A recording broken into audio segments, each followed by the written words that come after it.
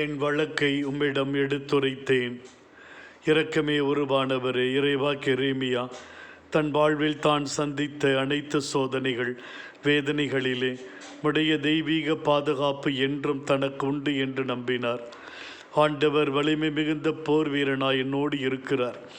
எத்தனை எதிர்ப்புகள், நெருக்கடிகள், தனிமைப்படுத்தப்பட்ட தருணங்கள், இவைகளுக்கு மத்தியில் அவர் மிக துணிவோடு வாழ்ந்தார்.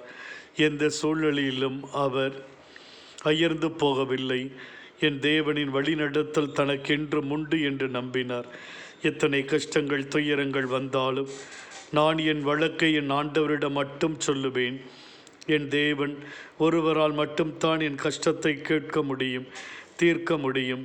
அவர் என் வழக்கை ஆராய்ந்து எனக்கு நல்வழி காட்டுவார். என்னை ஒரு பொழுதும் அவர் கைவிட மாட்டார் என்று நம்பினார்.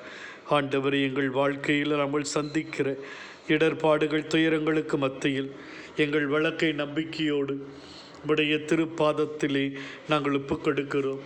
ஒவ்வொரு நாளும் நாங்கள் சந்திக்கிற வேதனைகள், நோயின் கொடுமைகள், மனபாரங்கள், குடும்ப பிரச்சனைகள், பொருளாதார நெருக்கடிகள் எல்லாவற்றிலும் உடைய துணையும் வழிநடத்தலும் எங்களுக்கு கிடைக்கும்.